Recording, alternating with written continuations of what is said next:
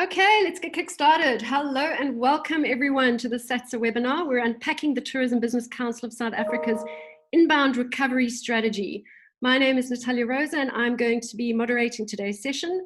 Thank you to all of you for joining us today. This is a very critical session and you've probably seen or heard the various dates that have been widely publicized about when South Africa will be ready to open for international inbound tourism. We're not here today to discuss why those dates are around, why they've been picked up, or how frustrated you may be. That horse is bolted. Today, we're here to unpack the very good work that has been done behind the scenes by industry stakeholders, like those you see on your screen today, to lobby for an earlier reopening of tourism. The truth is we cannot talk about dates because South Africa's risk-adjusted strategy is focused on levels. Our role as tourism must be to instill confidence that we can and should open earlier, and that is exactly what we have done. So with that in mind, a little plea from me, we're all going through an extremely challenging time. The work that has been done by this group of people and others has been highly constructive. So I would ask of you that if you would like to comment or ask a question, that you do so with that in mind and try and keep it as constructive and forward-looking as possible. You can post your comments in the chat, and perhaps let's get that going now to find out where you're all connecting from. We'd also love to get your questions in the Q&A folder, which time permitting we'll respond to during today's session. We are also recording today's webinar, and we will distribute that recording with some of the highlights, which we would be grateful if you would share widely.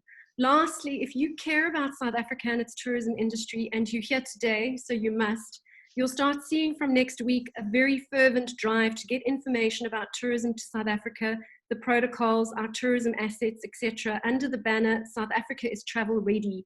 We ask you to share this with your networks far and wide. The more often and the more of it we see, the better for all of us. And after all, that's why we are here today. So with that in mind, I'd like to hand over to CEO of SATSA, David Frost, who will be driving today's discussion. David, the floor is yours.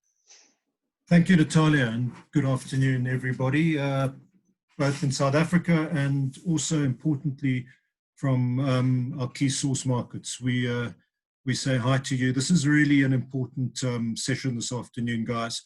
There has been a lot of stuff in the media. There's been a lot of conjecture going around within the industry about where the future and what the future looks like.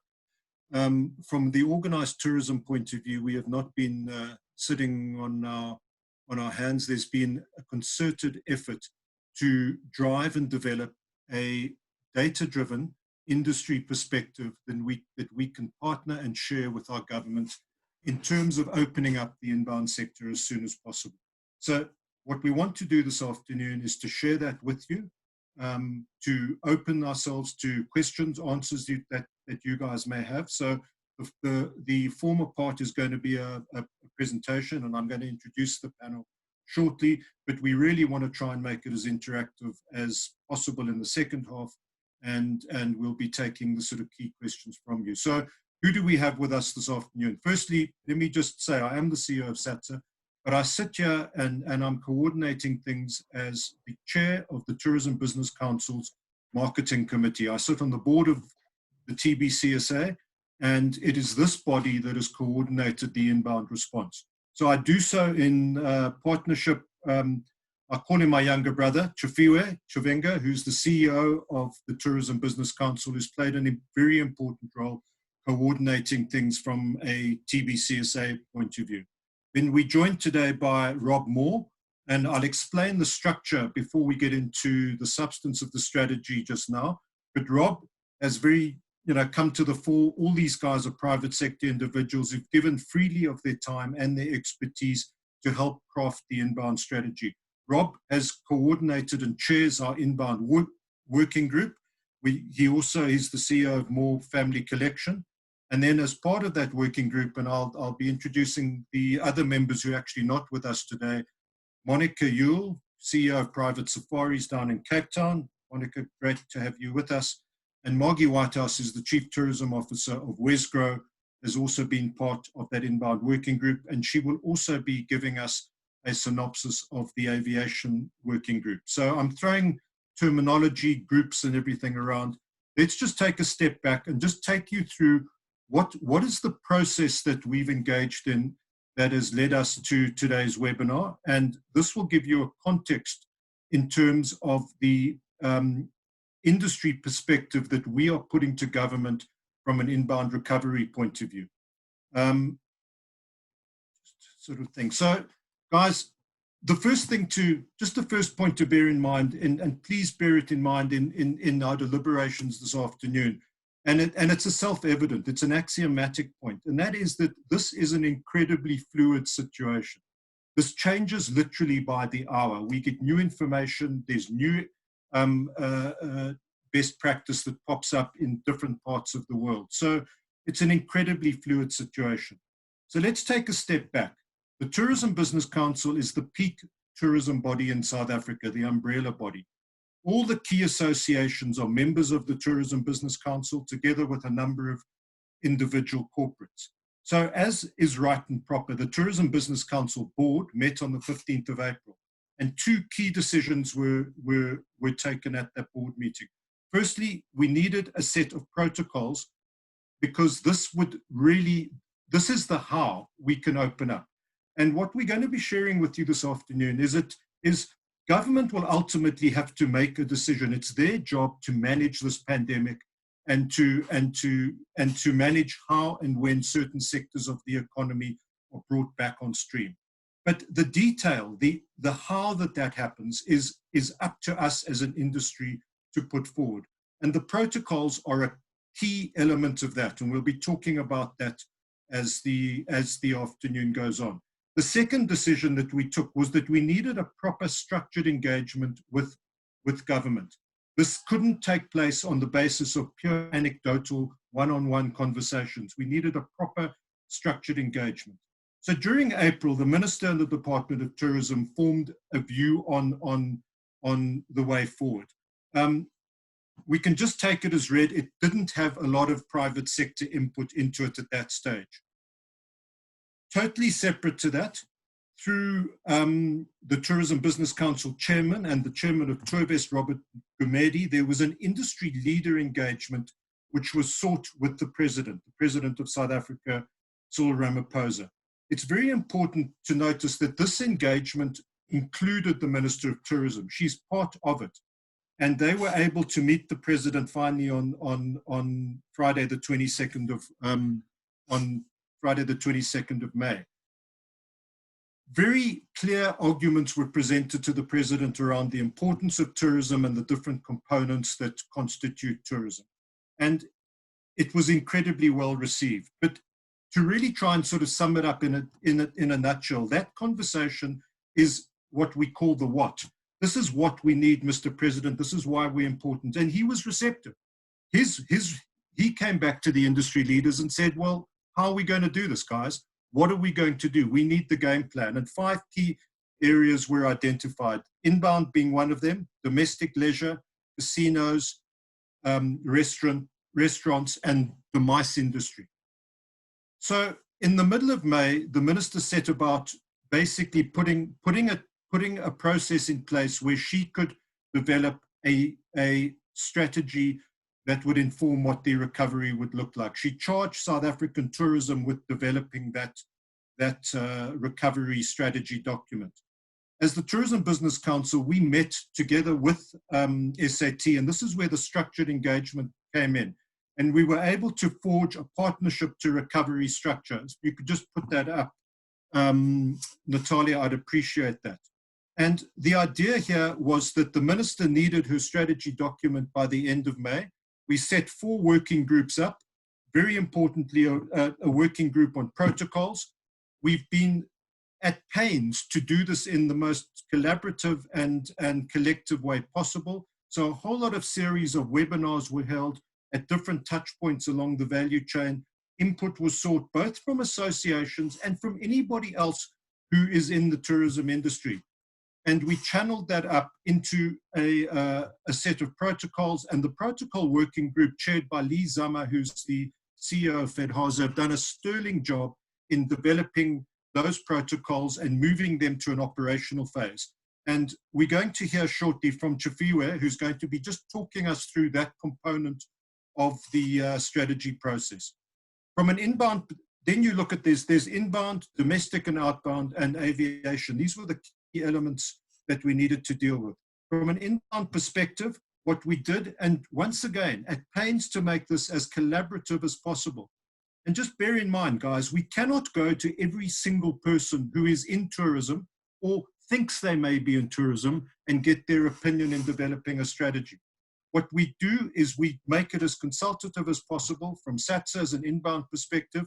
We ran a series of 4 webinars broken down into geographical areas, including key international partners in our key source markets. That was called the SATSA Runway to Recovery. And we channeled all of the input led by really key industry exponents who were part of that webinar process. And we've channeled that up. We set up an inbound working group. So Rob Moore chairs that inbound working group. Other people on the group were obviously Monica and Margie. We also had David Ryan from Rhino Africa, Paul Bauer from A&K, Cindy Sheedy Walker from the Extraordinary Group. And the TBCSA kindly, not kindly, but generously provided support in the form of Gillian Saunders, a seasoned economist, to help us there. And so we met for the first time as an inbound working group. And I'm trying to just give you a sense of the timelines here because they've been incredibly tight. So our working group met for the first time on the 19th of May. Subsequent to that, we've had a great structured engagement with the SA tourism team, and we have fed our strategy and the key elements of our strategy, which we will shortly share with you. Monica and Rob are going to talk you guys through that. We fed that into the SA tourism a ministerial document, and many of those elements have been incorporated into that. So that is the minister's document. She's going to go into bat on that, and we are fully behind that. But it's very important to realize, guys, we're the private sector, and we have our own focused lobbying strategy that we are pursuing independent and in a complementary way to whatever the minister's doing. And we will be talking you through that this afternoon, and Jafiwe will come back and give you some key inputs and some sort of key pointers around that. So in terms of the process going forward and what we want to share with you this afternoon is I'm going to hand over to Rob and Monica, who are going to talk you through what the inbound recovery strategy looks like that we have developed as the Tourism Business Council. Margie is going to touch on the aviation component. She co-coordinates the aviation working group, which is a key component of and very complementary to inbound. And at the end of the process, Chief, I want to come back to you and just give us a sense of the trajectory and some of the lobbying efforts that we'll be engaged in as the private sector. So just to reiterate, guys, we're not government. We can't open this up on our own. Government is looking to us for direction and guidance.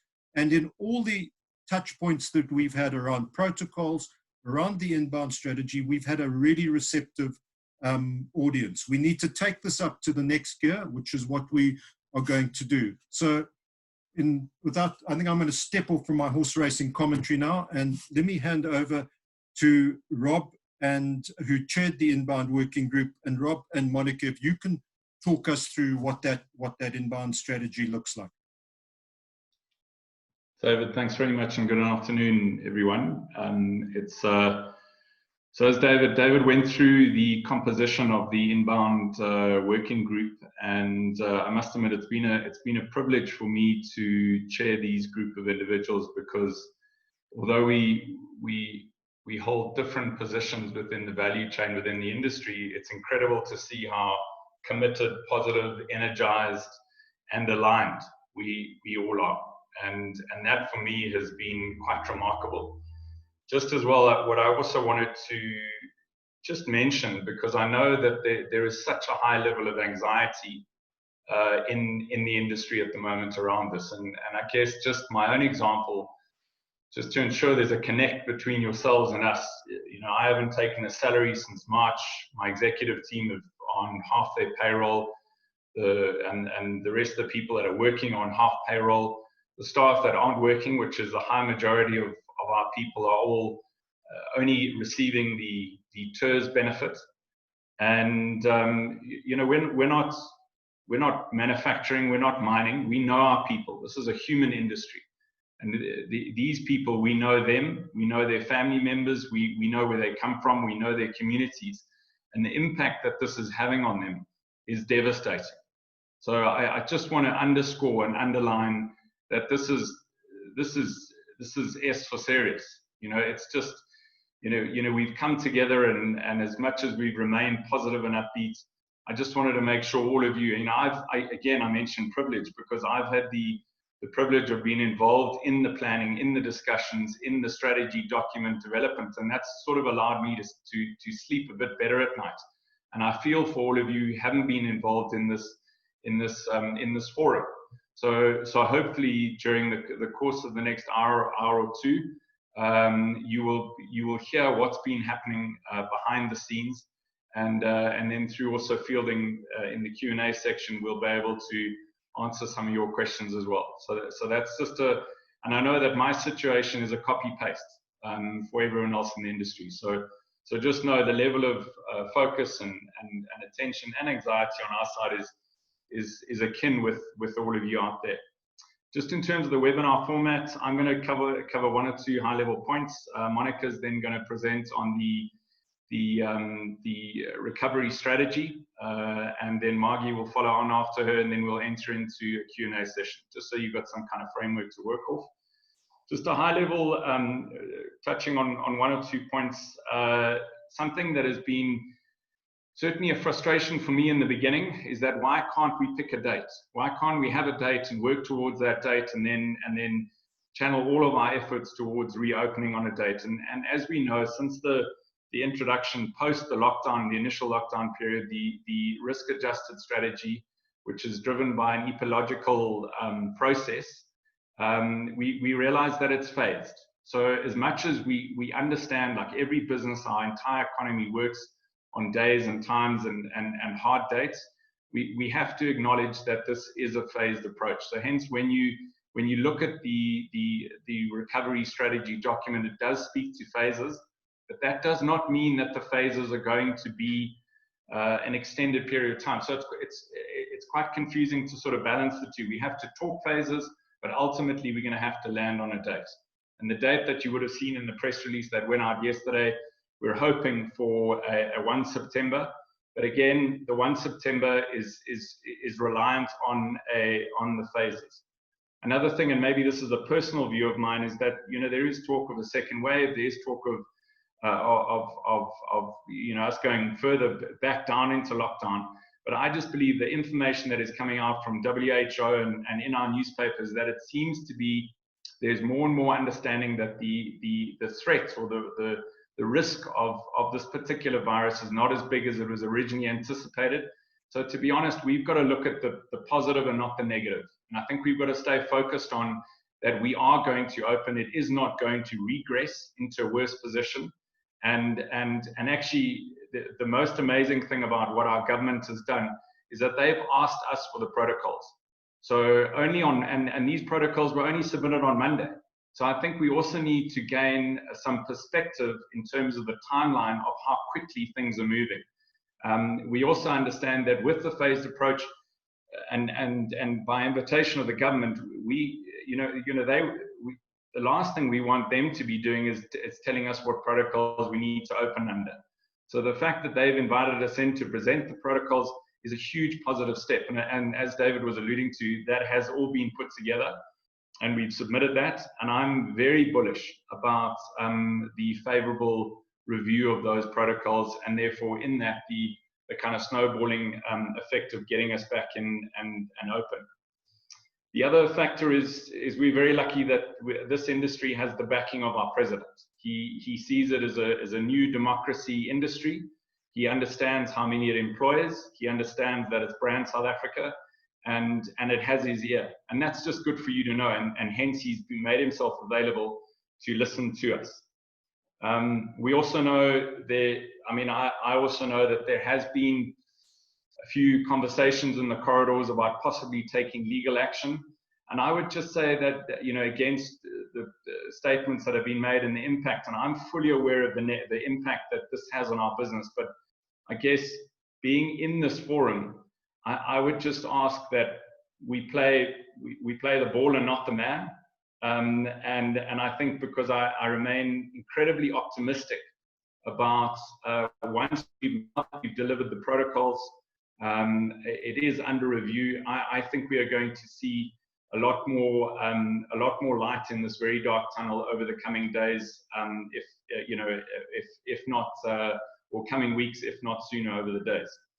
So I think we need to stay aligned, since, as I mentioned right in the beginning, the sense of alignment, the sense of openness and transparency from the private sector, channeling through SATSA, through to TBCSA and into SAT, which then goes into the government, has been incredible. And I must admit, I can tell you, I'm a cynic. I'm not a political player. I'm a bit of a maverick as well, and I wouldn't have been as excited and as passionate about this, about my particular role in chairing this group, if I had not seen such progress being made in such a short period of time. So I think there's lots to be excited about. I hope that as you see the strategies that we're going to take you through over the next hour, you will hopefully be onboarded, and again, we can field inputs and everything in the Q&A session. So without, I don't want to take too much more time, but Monica, if you want to get straight into your section of it. Sorry, I'm actually Rob, can I just, Rob. Sorry. Let me just come in, Rob. Sorry, it's my sort of. I've obviously got stage fright with all the over 1,000 people on the webinar. So thanks for that. I mean, you've really teed it up very well, and it's part of what we've sought to do here, guys, is Chief and myself, we're officials. We do our job. We are all all over the place. And sometimes I feel like an octopus in a Dutch dike. But it's so good to have people that come in with industry expertise, also people like Monica and Margie, who both worked at SA Tourism, to bring us in a sensitivity of the public sector side. But the key component before we get into the inbound thing is the protocols. And you mentioned them, Rob. You were part of that process that came in. But Chief, let's hand over to you as the CEO of TBCSA, and perhaps just give us a sense, from an overall TBCSA point of view, but also if you could just touch on the protocols. Where are we in the process? It's been an incredibly positive one, but perhaps because we're dealing with inbound and the aviation side, if you could also just talk to us briefly about the domestic component, because in many ways a lot hinges on domestic opening first. So over to you, Chief. Thanks so much.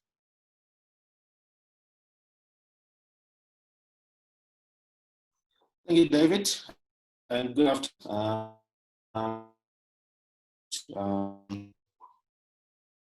My name is Chief, and I work for you. I'm just gonna kill my camera off so that I can have enough. Yeah, we're stuttering a bit, so if you wouldn't mind killing your video, that would be great, Chief.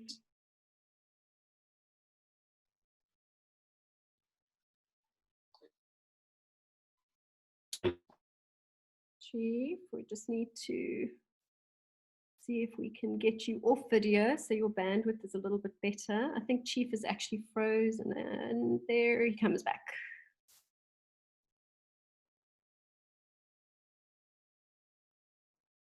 Chief, can you hear us?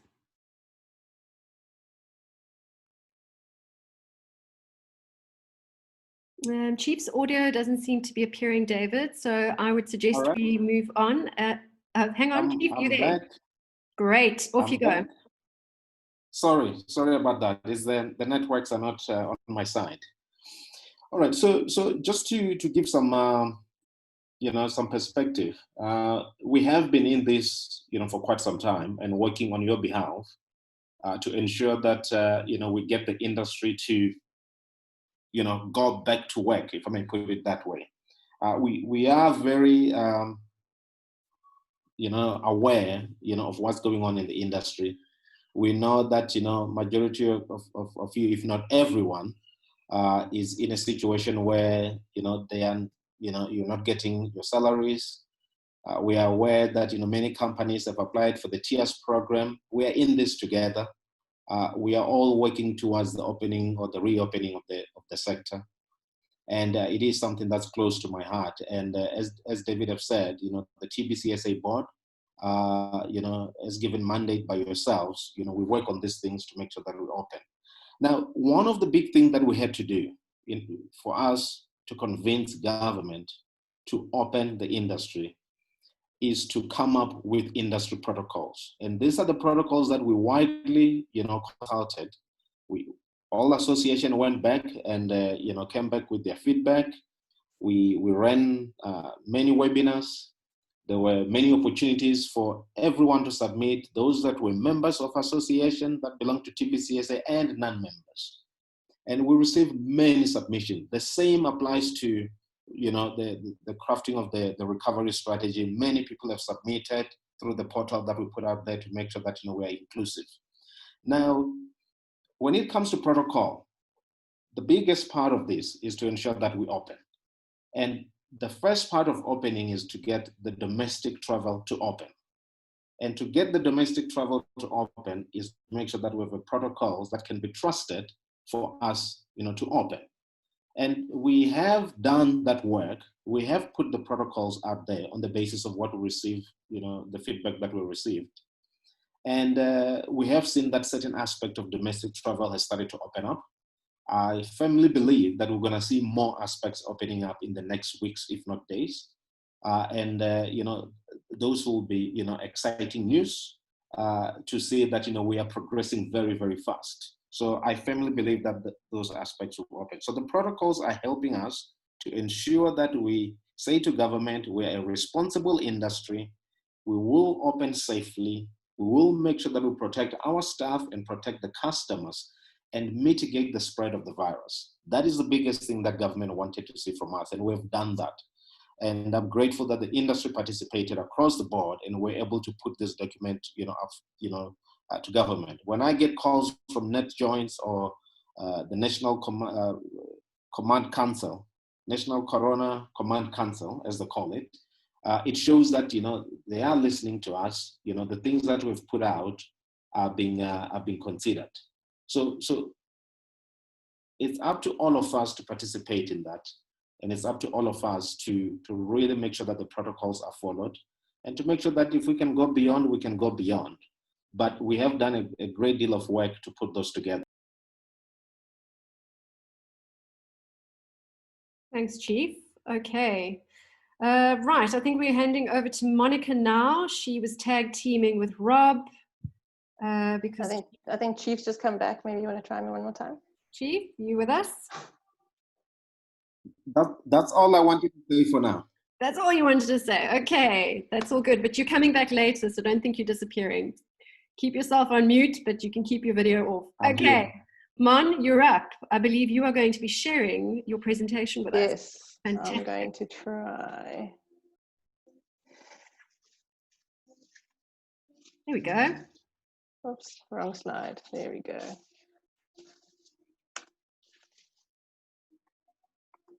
There we go. That's the front of it. Can everybody see that? I'm hoping. My tech skills. We've got you. Thank you. So first of all, hi everyone. I'm watching the participant count go up and up and up, and I'm trying very hard not to get stage fright, so please bear with me. I think this is the biggest webinar I've ever attended, so thank you all for being big fans of South Africa and logging on from all over the world. I've seen a lot of different companies from all over the world logging on. Thank you. And thank you, of course, to our local trade partners and products and stakeholders that are logged on as well. So very exciting. What I'm going to take you through, I'm sorry, it's not going to be death by PowerPoint. It's just a couple of slides. We really just wanted to share with you the rationale behind what it is that we're submitting via the TBCSA, via SA Tourism to our ministry and into the NCCC, just to help you kind of understand what our current thinking is around the argument why we need to create a sense of urgency within the government to open up the inbound tourism industry. We are very keen to actually get your feedback on this as well. This is obviously, a lot of this you will have seen in the TBCSA press release that was sent out yesterday, but some of it might also be new. If you have anything to add, if you have any inputs to give, we'd be very, very interested either in the Q&A here or through the email addresses. I think most of you will have email addresses of someone on the panel. So please feed that back. We're very interested to hear.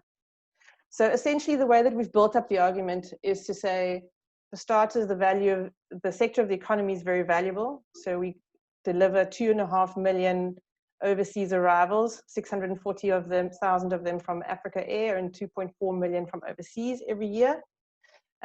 Total foreign spend in 2018 was 120 billion rand. And interestingly, the inbound industry is the second largest export of South Africa. They contribute 8.7% to the total of South African exports, second only to mining.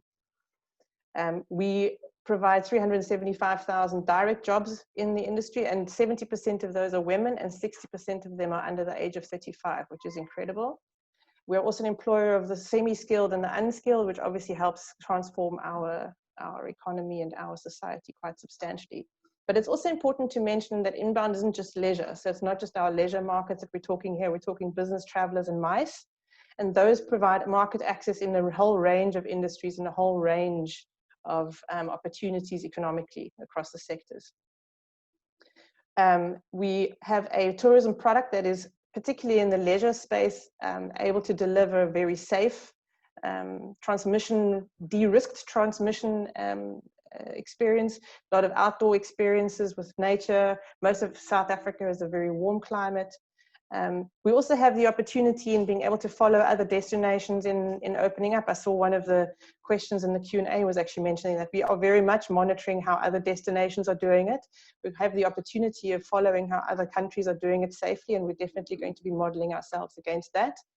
And we're also already in trial mode. So not only have we been able to open up some sectors of domestic, but we've actually already been doing repatriations and operating a large number of our airports very safely through all of the levels of lockdown. So there's a number of learnings we've already done in our trial modes. And then the biggest thrust of the urgency argument is the expected impact on the sector if we don't open up sooner.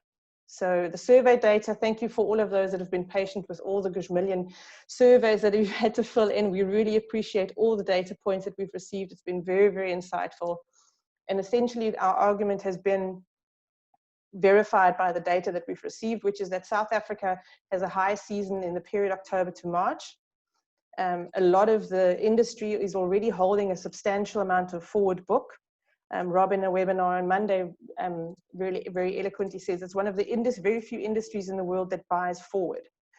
So there's a lot of effort that's already been made. There's actually opportunity bookings that are already sitting in the system that we just have to switch on. And the other challenge that we have is, as a result of this forward book, we have very long lead times. Some even have 180-day lead times, some even 18-month lead times. The longer we delay messaging and opening updates, the more risk we run that we lose more and more of that forward book as we go out. And then finally, the most important thing, particularly out of Europe, the months of January and February are the period where we take in the majority of our bookings for the remainder of the year, certainly on the leisure and the FIT side of things. So if we aren't able to operate in January and February, then we would lose not just this high season, but we would lose a significant amount of 2021 as well. So this is essentially the request. This is what you will have seen in the press release from TBCSA yesterday, which is that we support the tourism minister's call to find a responsible way to open up latest by September. And we propose doing that in phases. We request a preparation phase, so 6 to 8 week preparation phase prior to the first opening phase, because of the long lead times and because we're going to need a minute to get ourselves ready to make sure all of those customers want to travel and make sure that all the services are ready to operate and are safe to operate. The first phase would be a bubble principle, which we've also seen being done in other markets at the moment. There's bubbles between Australia and New Zealand as an example. We could potentially pilot a phase like that relatively soon. The second phase would be opening up to more key markets, opening the cruise market up again, which is also a substantial contributor to the leisure inbound economy, and open up most experiences. And then finally go into the third phase where we open full air access, we bring the full MICE portfolio back, and we start easing some of these protocols. There is an opportunity that we're sitting on right now. A lot of the information that we're getting is that search interest for South Africa is increasing. It went down quite substantially in March and April, and it is increasing at the moment. There's also a lot of positivity globally for President Ramaphosa's handling of the crisis. So there's a lot of goodwill for our destination at the moment. And of course, tourism is resilient. The sooner we act, the sooner we can bounce back, and the sooner it can actually be a recovery strategy. And in the meantime, what can we do? We can create an enabling environment. We can, in the meantime, start talking about removing some of the barriers that we've historically had, the vehicle licensing that we've had a challenge with at SATSA level for quite some time. We can work on those visa waivers. We can work on the e-visas that are still stuck in the system, and we can maybe reopen the conversation around critical skills visas and temp work visas. And most importantly, we have to create air access opportunities. We have to make sure that the passengers that are still ready to come and travel to South Africa, that are sitting in that forward book, have a way to come to the country. And air access is the key that will unlock the entire strategy. So with that, I'm going to hand over to Margie to talk about the very hard work that she and the aviation team are doing to get us front of house in the tourism minister's decision making. Great, so thank you, Monica. And I'm truly honored to be a part of this team and be part of this whole conversation with everyone around the world. I'm flying the South African flag high and pointing out that South Africa is travel ready. I'm not going to go into too much detail on the work that we're doing in the full aviation lobbying, but what I did want to share with what it does actually pertain to in terms of this whole conversation around the inbound sector. So it's about the aviation sector through a tourism lens and how it actually leads to inbound recovery, because without the aviation sector being opened up, no matter what we do in the inbound sector, we are not going to have any traction. So what do we put forward from a lobbying perspective? Just like Monica spelled out the importance of inbound, we talk to how aviation is a catalyst for economic growth. It supports 3.2% of our economy. And we're an end destination, but even more importantly, we're an end of hemisphere country. So we're heavily dependent on long-haul connections, not only for tourism, but for trade as well. Interestingly as well, our domestic fares in South Africa are amongst the lowest in the world, and aviation accounts for $5.2 billion of our GDP. I see a number of our colleagues in Sub-Saharan Africa in the webinar with us. And we know how reliant we are on South Africa as a hub into not only Sub-Saharan Africa, but parts of Eastern Africa as well. In fact, over 28% of our international arrivals travel throughout Sub-Saharan Africa. So in order to keep our hub and our hub positioning on the African continent, we need to keep aviation going and have recovery into aviation as quickly as possible. So inbound tourism, most of it arriving by air, is obviously a major contribution to the economy and importantly to the livelihood of all South Africans, adding a further $3.4 billion to our GDP. So what is our ask? Very simply from the South African government. We said we need to gradually reopen domestic. When I say for all, we know it is now open for business travel, and already Mango, Airlink, FlySafair and Seme are taking bookings from mid-June. Whilst business travel and that might be a fundamental economic driver for aviation, what's critical is that it shows that we can de-risk aviation and de-risk travel. The same argument for business tourism. A lot of the questions in the corridor, as Monica points out, around, how is business tourism going to work for us in level 3? It was a successful lobbying to get it into level 3 because in the original risk-adjusted strategy, it wasn't even part of level 3. And why it is critical is to show how we can de-risk travel. I see a couple of questions in the chat as well about saying, well, what about leisure tourism? We're hoping to lobby for domestic leisure tourism as the next step within level 3 if possible, because the Department of Transport is looking at 3 different phases within level 3 to see if we can switch that on to further show how we de-risk it. And it is quite important that we work on it. The team that's working on this, which I didn't introduce, and I see that Sux is part of the webinar, includes our official associations, BASA, ASA, who have been working very hard on the general protocols. So the context of UNWTO global guidelines to restart safe tourism have been developed, and they have been worked very effectively through the aviation sector. And as we are 3-4 months behind the curve of the Northern Hemisphere. We already see Europe starting to open up on these safe air travel protocols. So Monica talks about a bubble. There are very effective ways, and there's lots of work being done as to how we can actually open up these bubbles. And in fact, Germany, our German ambassador is in lockdown in Germany and has not been able to come back as yet, but is looking to lobby for effectively opening a bubble with Germany as quickly as possible. So he's talking about it. Our South African ambassador in Germany is talking about it. And these are ways that we can really show how we can open up sooner rather than later. So we know that we can operate safely with a world-class infrastructure and the competence to manage this crisis. Again, the point that we made, Cape Town International and Oliver Tambo have been running enormous repatriation numbers out of the airports very successfully.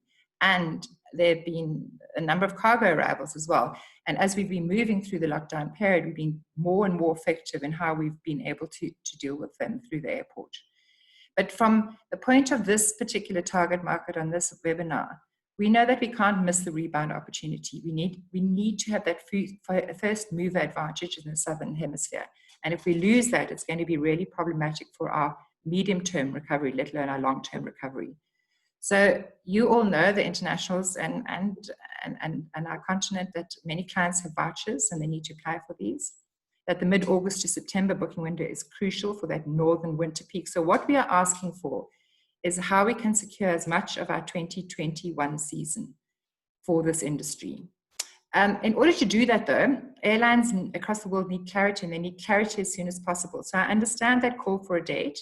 And while we are pushing for the September date, we know that risk-adjusted strategy is level-based, but we are pushing early as possible to get some clarity as to when the airlines can open. So that all talks about the supply, yeah? How we can effectively handle from our side the supply.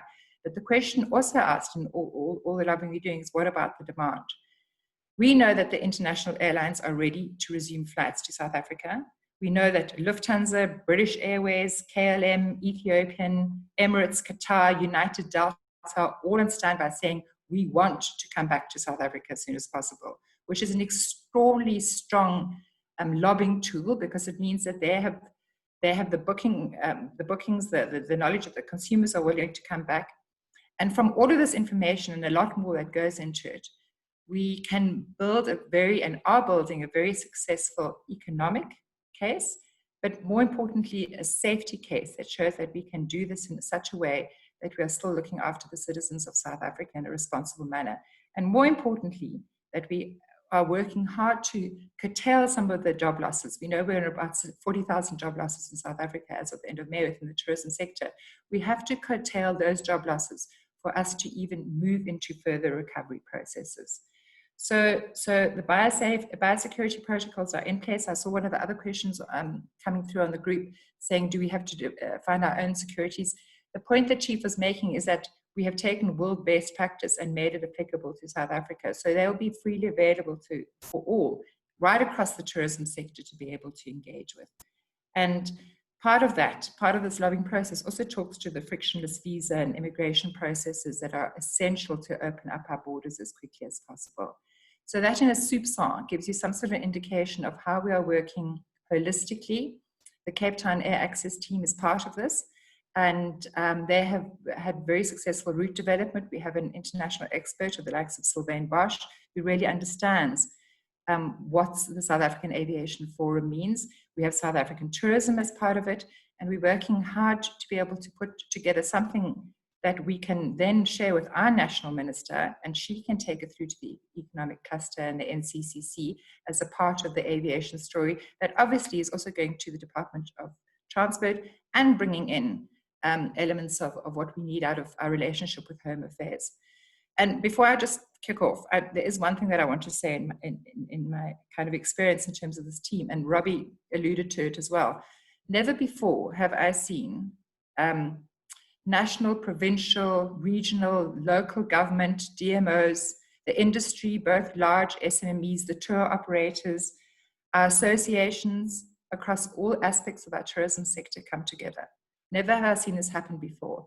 And my only ask out of this is that post the crisis, whenever that should be, that we can stay as collaborative and as involved, Because if we are truly going to fly the South African flag and put us back as one of the destinations of choice in the world, that it is only going to be through this kind of collaboration that we can surpass anything that we have done on tourism arrivals in the past. So thank you for your time, and thank you all for joining us. And the good news is that we are here. I'm also here to serve you, and I'm delighted to be a part of it. Thanks, Margie. Really, really lovely to have a great voice of equanimity, evenness of mind coming through there. So guys, the chat there's been some great points coming through, and I just want to re-emphasize the point that we're going into bat on your behalf. We're going into bat with what we've sort of outlined with you this afternoon. But this is living, this is fluid. So there've been great suggestions, points being made. Please continue to feed these things through to us, because, you know, as I say, this is a moving target all the time, and we need the best practice. We need the examples of where this is working, wherever you come from, and particularly, you know, I know we've got a lot of customers in our and, you know, operators, agents in our key source markets that have joined us this afternoon. If you guys hear of anything else happening in other destinations or between destinations, please, we need to get that information in as soon as possible. Chief, can I come back to you just to sort of tie our final presentation together, just to talk around the way forward from the TBCSA's point of view, and some of the stuff that engagements that we have lined up, but just to give people a sense of where we will be taking things. Because as we said, you know, we've inputted into the minister's document. We'll continue to work closely with her. But, you know, we also have a private sector perspective. We can say things that I think government maybe sometimes can't say, but all the time we're seeking to work together. And I think, as Margie said, the process of actually doing it, and from an inbound working group perspective, scrumming down and aviation, getting down and dirty with the SA tourism team has been an incredibly positive process. So it's something that I also, together with Chief, we'll be building on as we move forward. So Chief, over to you before we go back to Natalia, who'll be taking us through the Q&A session. Thanks, Chief.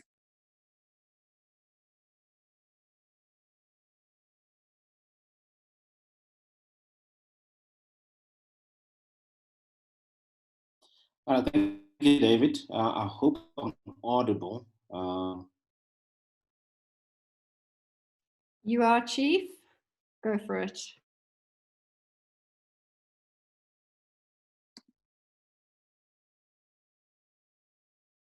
You were, Chief. Okay, so I'm here. Okay, thank you very much, David. If I can just come in terms of you know, what David have said. What are the next steps? So obviously we want the industry to open. That is the next step. We want domestic leisure travel to open. We want restaurants to open, in terms of sit-down restaurants to open, because we believe this is part of the value chain, you know, within tourism. So we have put together, you know, a case for domestic leisure, for the restaurants, and we talked to the guys from casinos and other people on the value chain, so that we can open up, so that we can be able to start operating. So I believe that's on the pipeline, and we should be able to get our answers quite shortly. I'm optimistic about this. I think we should get our answers, you know, latest in the next week. This is just my optimism on these things. From there, we need to now work on the international. And that is why we have already said what we want from the private sector side is that by September, we want to see international, you know, starting to open up. We want to see, you know, movement for inbound, outbound, going to various countries and so forth and so on. In fact, I would want to see that happening earlier than that. And that's why we've put down and say, you know, this is September is our go-to-market month. Of course, this is going to be guided by, you know, the spread of the virus, the mitigation factors, and so forth and so on. And, you know, we need to ensure that, you know, whatever we do on the protocol side and whatever we do in terms of displaying to the international markets how we handle the domestic market now, I think it will go a long way in ensuring that international markets gain confidence and trust in what we're doing, because we still need to stimulate that demand. People still need to develop that trust, for them to be able to travel. But for us is that, come September, we want to start to see the market, opening up. And we don't want to do this in an irresponsible way. We are a responsible industry, and I believe that we'll do this in a responsible way.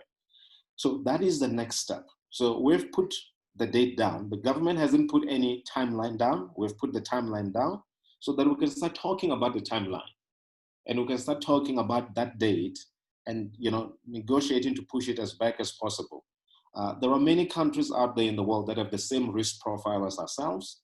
And we believe that if we start to look at those countries, we need to be able to say, well, let's start to open these bubbles, those bubbles, and this key market and that key market. And the earlier we do that, the better. And the earlier we have this discussion, the better. And that is why we're going to the Parliament Portfolio Committee on Tourism on Tuesday. We're going to discuss the very same issue, how we see things as the private sector, how this has impacted the private sector, how we want to open, and so forth and so on. I know that there will be a lot of people who will say, but what about, are you being careful? And that is where the protocols are there. Number one thing is to protect our staff, we protect our customers, we make sure that we trade safely and responsibly. And that's what the protocols will do. And we will be telling that to the Parliament so that they can see it from our, our point of view as well. We can give them what's happening on the street, what's happening with yourselves, what's happening with the employment within our sector, and the situation is not getting any better. And that is why we need to start discussing on a date that we've put down. And those are the next steps. And we'll be fighting to ensure that we open certain aspects of tourism, as we go. This will be a weekly thing or bi-weekly thing. We'll meet, we'll strategize, we'll say, well, what do we do next? Who do we talk to next? How do we make sure that this thing is opened up? If we have to go back to the president, we will do so to appeal our case.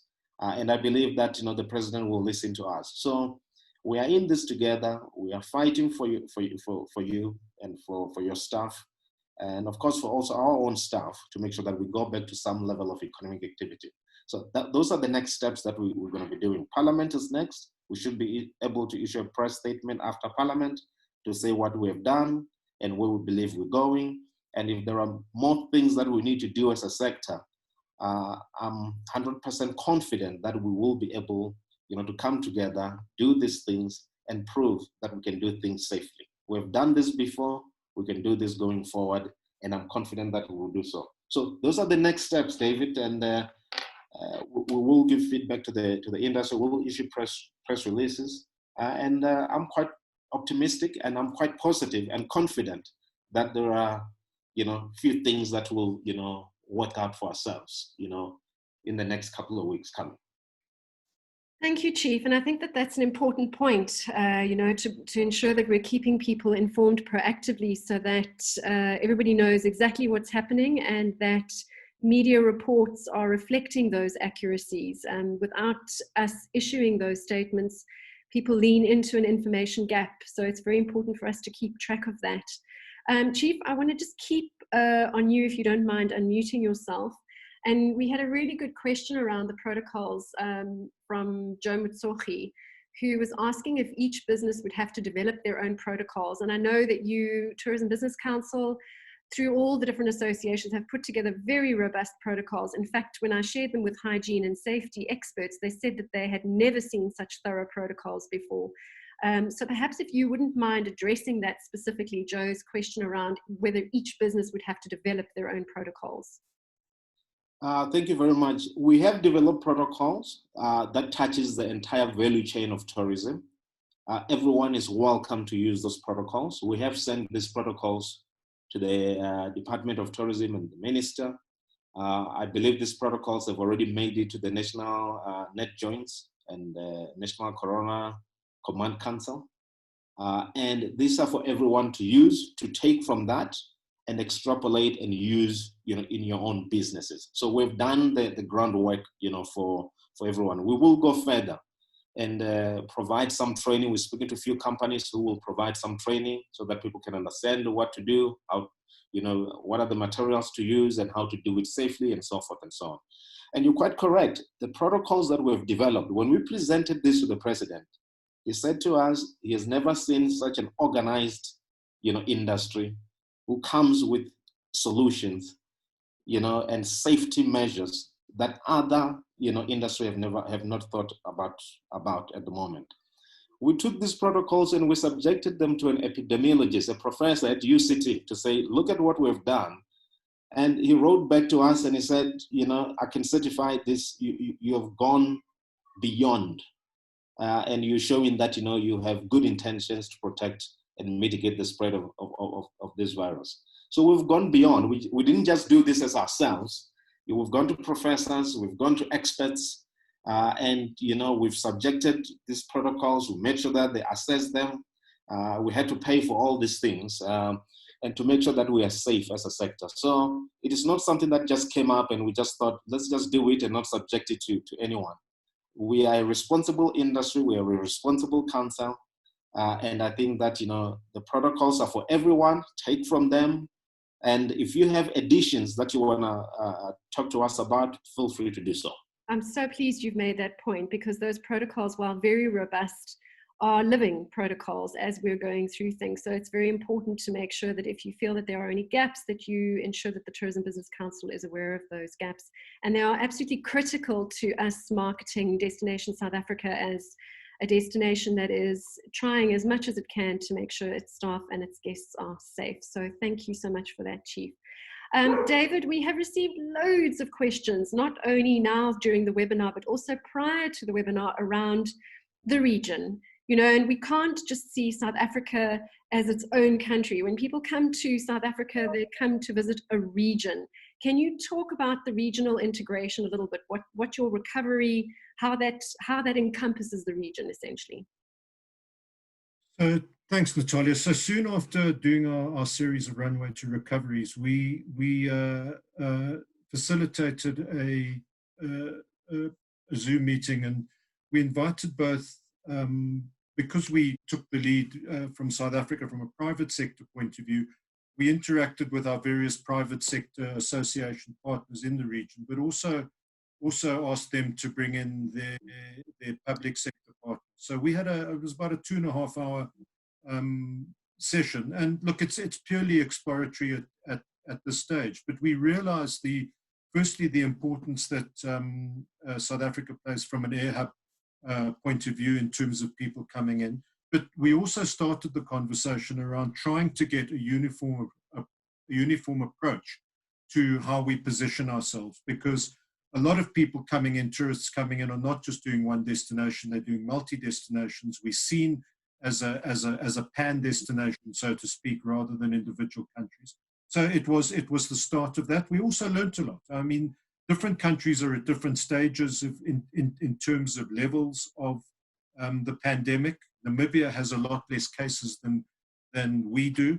But very interestingly, they'd opened up their domestic leisure around their long weekend. And we've got some really important feedback that we're in fact going to take to the portfolio committee on Tuesday around, this. It's not about how many cases you've got. It's about, can you actually open up domestic leisure safely? So there's some really interesting stuff going on there.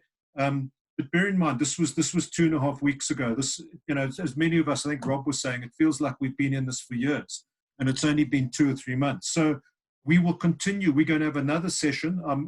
We're hoping, and the undertaking was to sort of make it a lot more formal and get our public sector partners into the regional discussion. We now have our set of protocols. Many of the other countries in the region, we're incredibly grateful that we've done all this work and been able to develop those protocols, because these can be used and adopted, and hopefully we can have a uniform approach so that a tourist coming is not going to be subjected to a sort of different set of expected behaviors and responses in different countries.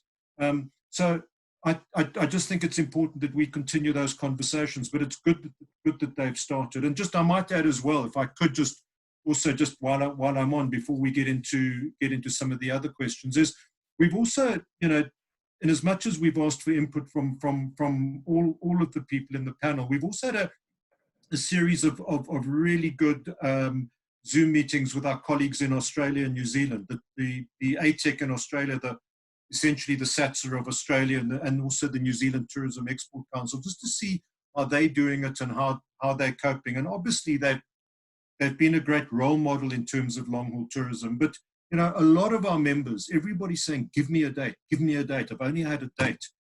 You know, and I think as the panel and as people have pointed out, and I think Rob spoke to it quite eloquently, it's incredibly difficult to sort of go and do that. And even the Aussies who are sort of doing it don't have a definitive date. They talk about towards the end of the year, but it's a bit of a moving target. And in terms of their opening up, certain states haven't opened up in terms of interstate travel. So, you know, we'll be monitoring all of these things as we go along. But I just think it's important that people really just try and understand how fluid this thing is.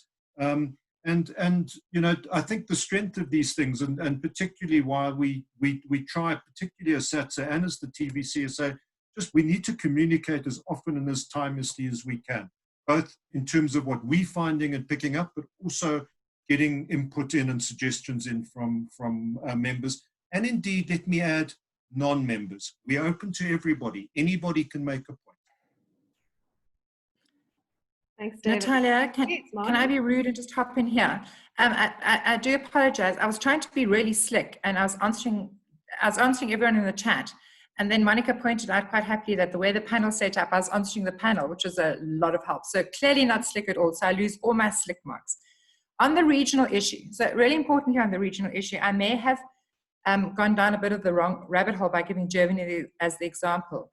From an aviation perspective, what we want to do is open up, hopefully in level 3, if leisure tourism is allowed to happen for leisure travel. Then the next priority would absolutely be sub-Saharan Africa and the continent, absolutely the priority. And in fact, some of the directions that we're going on is how can we look at regional marketing, because that's why I showed the stat, 28% of our inbound move out into sub-Saharan Africa and into East Africa. So even from a perspective of frictionless visa, we've long discussed the African visa. Maybe this is the time to reignite that, or at least a sub-Saharan visa. So those are where the kind of priorities are. I typed that all out a lot more eloquently. Apologies to all, but here I am. That's okay. You've mentioned it, so it's all there. A couple of questions around communicating around the dates that have gone out, and I'm actually just going to address that before I pose a question that we got from Don Scott. The dates are out. As I said, the horse is bolted. We need to live with that, but we all need to make sure that we are amplifying the message that the Tourism Business Council has sent out yesterday with regards to the dates, and we as a PR collective are trying to make sure that we are managing that. So if you do see any articles around dates for opening in South Africa, to coin Margie's phrase, there are no dates. We are dealing with levels of lockdown. So please ensure that if you are seeing any reporting around that, that you send that through to us so that we can manage that. We are on it. I absolutely promise you that it is our top priority, other than being on this webinar right now. So thanks for that. And over to Don's question, which was a great one, by the way. And Rob, if you could unmute yourself, because you are going to be the one to answer it for me. Okay.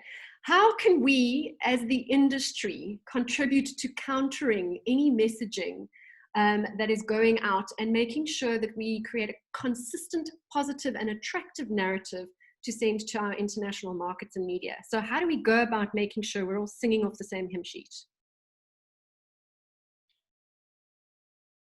Yeah, and so I mean, I think it starts with today. It's fairly simple. You know, I think we need to pull a lot of our narrative from the content from today's webinar, and we will make sure that further information is released to everyone during the course of the next few days, so that it's not only in a spoken word, it's also in a written word.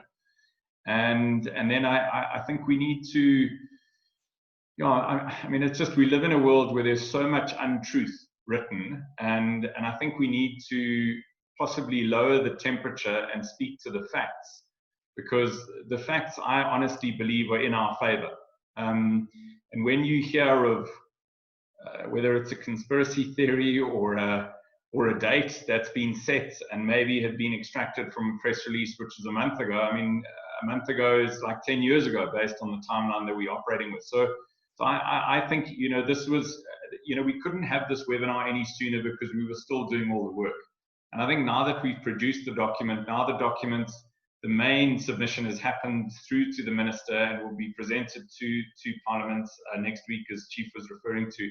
I think it's just a matter of we need to provide this information to our members and to the industry, and then we need to extract the relevant facts and processes from that. And I think that'll make us a force to be reckoned with, because I think if we put every one of our dollars behind communicating, be it direct to our customers, direct to our business partners, and also through the media, I think in a very short period of time we will be able to extinguish the damage that the articles which appeared in the British press this last week, in the Telegraph and the Standard, which has been devastating for all. And I know just on the release of those articles, there was a wash on our forward book worth probably into the millions of rands.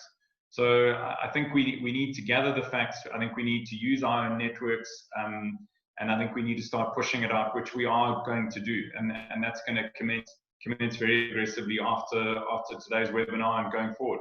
So that would be my, that's my take on it, and that's certainly how we're going to be approaching it. Great, thanks, Rob. Mon, do you want to weigh in on that?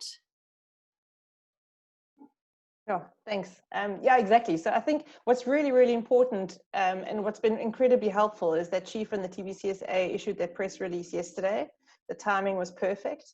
I think it does speak to what the actual current situation is with regards to planning of opening up for international travel. 1 September is obviously the date that we have heard the National Minister of Tourism mention, and so we embrace that and we obviously support that. But insofar as the current state of affairs, I think if newspapers are still talking about a 2021 date, it's because they're working off old news. And I think that the TBCSA press release that went out yesterday gives the current news, and we want to encourage as many people as possible to share it as liberally and as far and as wide as possible, because that is the latest update of where the tourism industry stands.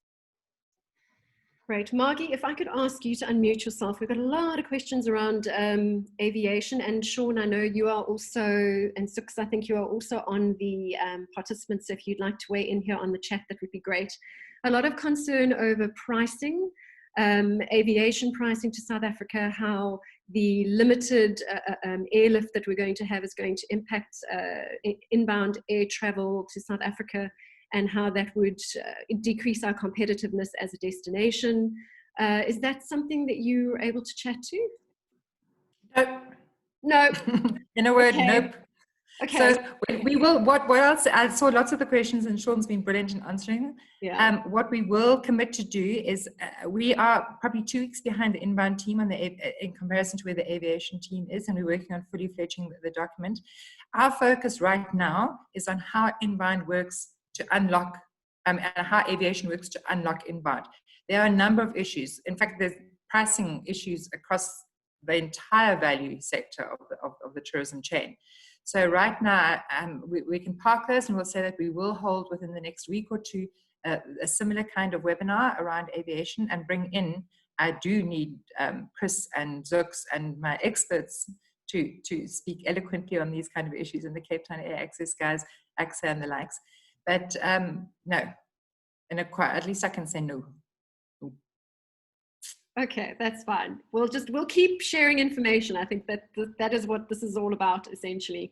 I've had some WhatsApps coming in saying the chat is disabled. I'm still seeing the WhatsApps, at least the chat coming through.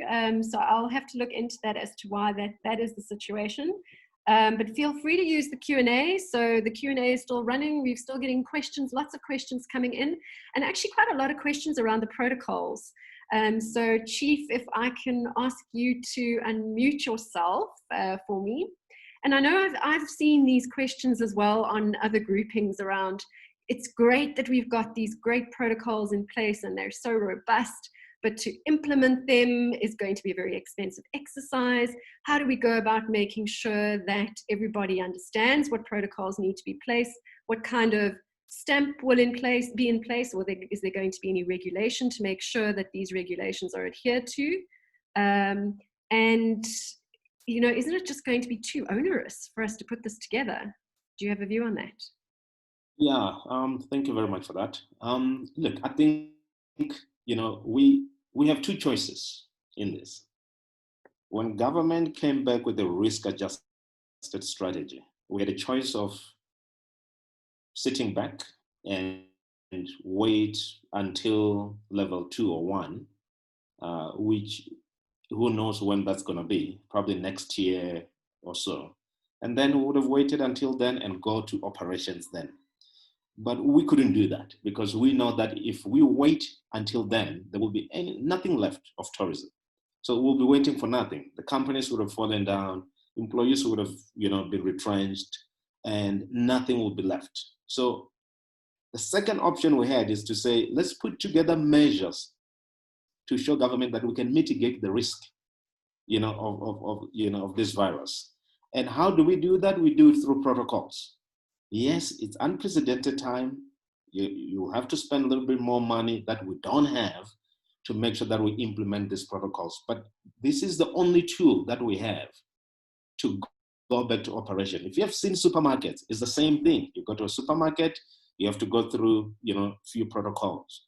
We are seen as a touch industry where you talk to people, you interact, and so forth and so on. So therefore, we needed to be even extra careful so that we can be looked at as an industry that can open. Remember, government was looking at us saying, you know, in the first place, the people that travel outside of the country and those that travel into the country or coming back into the country and the tourists that came into the country are the ones that brought this virus. So therefore, we don't even want to talk about tourism because, you know, you are the one who brought the virus. We managed to change that narrative to say we are the solution to this. People will travel anywhere. And the fact that people came or went out and came back with coronavirus and started to spread, it was going to happen at some point. But we're a responsible industry, we put protocols, we believe that we can go back to some level of economic activity. So the protocols are created to do that. Yes, it's going to be a little bit more cost or even more cost, but we don't have any other option. But if we want to open our sector, if we want the customers to trust us again, you know, we have to do something. It's the same thing that happened just after, you know, September 11, you know, the tragedy in the US. And, you know, for people to go to the airport, they needed to go under those machines. They needed to see security. That's trust. When you start to see security, you go through those machines, then you say, well, I can travel, I'm safe. The same thing we have to do now. People want to see that we're clean, we're hygienic, and, you know, we're implementing social distancing and all these things to trust that they can travel again and they can do tourism again. So it is with that spirit, you know, that's why we said the protocols, it's going to be more cost, more expense, and some of these things, you know, we're going to be living with these things for quite some time. So we're going to have to figure out how we operate and we put these things into play. And I am well aware that, you know, there may be, you know, a marketplace that we may need to open up to make sure that we can negotiate certain prices. It's something we're looking at to make sure that actually the smaller businesses, even the big businesses, can be able to purchase these things on a discounted rate. But it's something we're looking at. We're going to have to live with this to be able to open our sector. And, you know, it's an unfortunate circumstances. It's unprecedented. We are where we are. We've got to pull together to make sure that, you know, we open up. That's why we did what we did. Thanks, Chief. And it actually speaks to something that John put in the Q&A about overcoming challenges around possible anxieties, especially with markets, you know, mature grey segments traveling in a post-COVID era, the MICE industry, for example. Those protocols really are in place to instill trust that we are as safe as we potentially can be. We can never be safe. Rob, can I ask you to unmute yourself and just weigh in on what Chief has said as someone who owns product? How does implementing that type of protocol or those levels of protocol impact on your business, and how important are they to your business? Oh, I don't know if you should have asked me, because I have a slightly different view to Chief, but I'm gonna share it anyway. So I think my view is that running parallel to this I guess this reopen strategy, recovery strategy, where I couldn't agree more. It is what it is. We've got to present the protocols. We've got to show that we can prevent the spread of this virus. But as I said, running parallel to this, the more I read in terms of what's happening internationally, which are a few weeks ahead of us, the more I'm starting to see a change of narrative in that we have run scared from something that may not have warranted the global response which has been received. And what that kind of, so how that boils down into my strategy is we certainly not going to be, I guess when Eskom went through and everyone bought generators, we're not going to be investing heavily in CapEx or infrastructural changes, because I do believe, I do believe that within a reasonable period of time, things will return to a very high degree of normality. And I know I'm giving myself quite a lot of room there to get out of it if I'm held to this, but I mean, the basic sanitization procedures, for us, they are not overly expensive.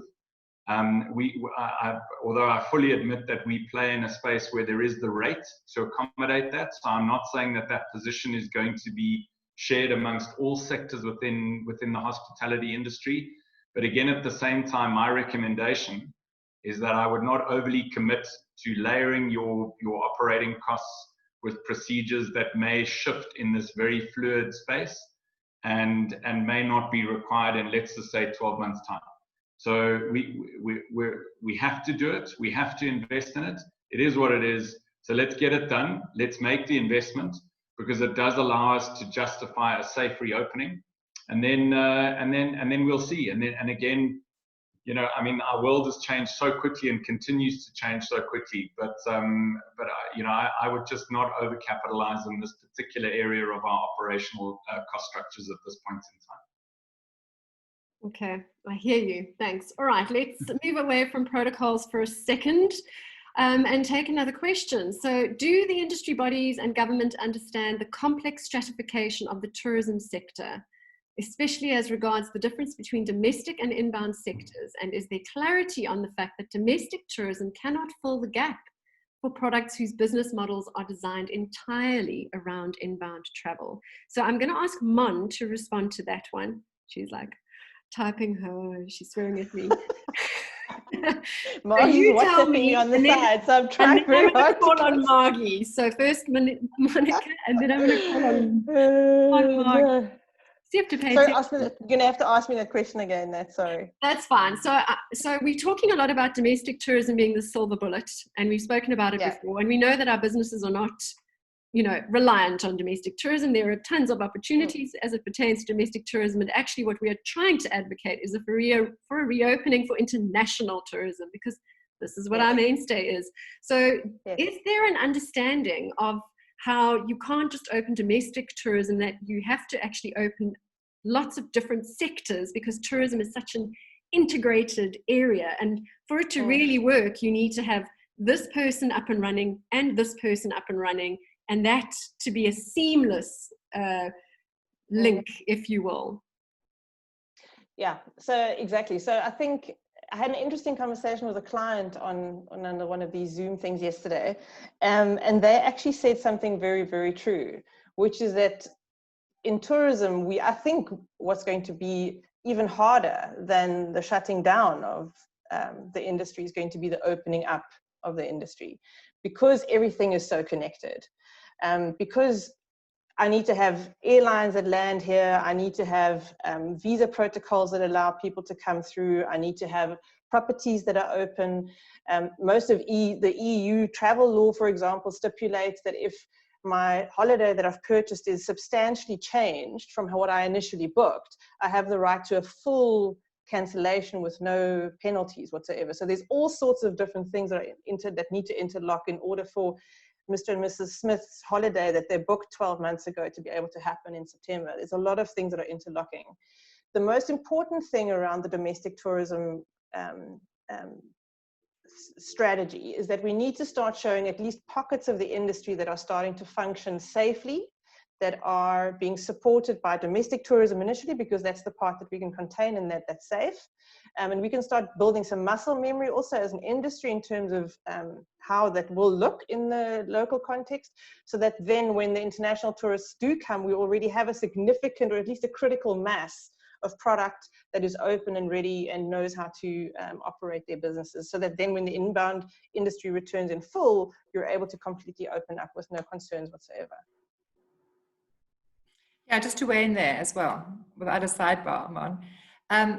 I think Don's question was saying, do the associations understand the kind of the volumes and the value equation between domestic and international? And absolutely, we as a holistic collective, in terms of this new collaborative that I talked about so passionately earlier, do understand that.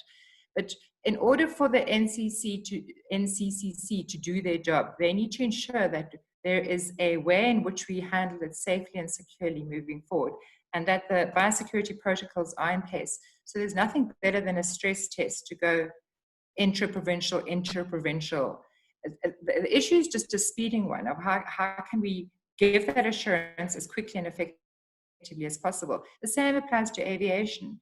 To open up the Golden Triangle and Lanseria just for business travel makes no economic sense, but it makes a huge amount of sense in showing how the protocols throughout the aviation value chain work and work effectively. And it's lovely to see that our airlines have embraced that and said, fine, we will take this and we'll work with it. And at the same time, lobby as quickly as possible to be able to open for leisure tourism as well. So there's an acute understanding. The team really, the extended team, from the president all the way down, really do understand how our value chain works. But it's a question of saying we put our citizens first, and therefore we'll do it carefully and deliberately and make sure that all the checks are in place. I've said it before and I'll say it again. I have absolutely no issue being a guinea pig as a domestic tourist. Thank you very much. Bring it on. Mon's with me. Absolutely.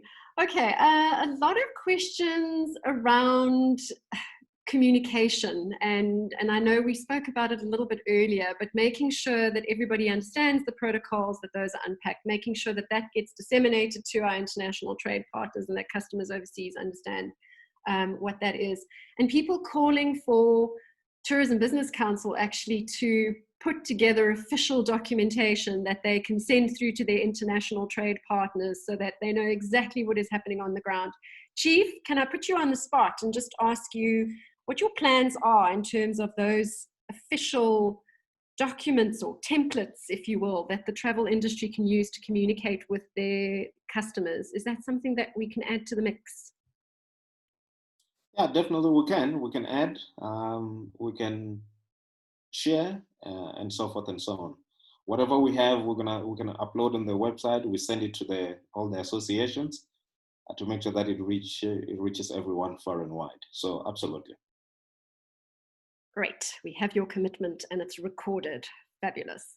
So another question that we have received is around inspiration from other countries, best practice. And I know that the recovery team looked at that when they were putting together their strategy in terms of the phases. Part of that would be to have a look at what other international countries are doing and getting best practice from that. Are we looking at any country specifically when we're putting together that best practice? Anybody want to respond to that in the team, the recovery team? We give it to our head boy, huh? Head boy, take it away. Head boy, he's shaking his finger. We need to be looking at, so a lot of people are talking about this 14-day quarantine and how many countries are removing this 14-day quarantine. Would we have a similar scenario with a 14-day quarantine? Who are we looking to internationally for inspiration as to how we are going to be rolling out our phased approach? Mon. Can I give it a shake? Oh, is Robbie going to go? Okay, go. No. I'm out. Yeah, okay. Radio. So I think, I guess we're looking at them all, right? I think most importantly, we have to look at our key source markets because those are the ones that we want to turn on first. So if you remember the slides that I was showing earlier, we were talking about potentially doing a bubble with one key source market initially, And I think, Margie, you were talking about the fact that there's actually already talk with between us and the Germans, so that might be a potential feasible one. So obviously we're monitoring the German decisions around the freedom of movement and what decisions they're making around safety protocols and those sorts of things quite closely. Interestingly and quite positively, they were originally only going to open up the borders to the EU on the 15th of June, and my understanding is that they actually expedited that process and they opened up a day or two ago. So, and so that tells us that there's appetite for opening up. If they're already in the middle of June, early June, opening up for the EU borders, and maybe that's one to watch. The airlines are making a lot of noise around who wants to open up and who doesn't, but it's really about how the countries are opening up. Someone in the chat earlier said, Muriel, I think, said something about the word of the day is fluid. And I think that that's really the key point, is that we have to monitor it every single day, but every single day something different comes up. So, pegging ourselves to one particular country would be risky, I would say. Okay, just so I can weigh in there, seeing that the boy's just ignoring us, Mon.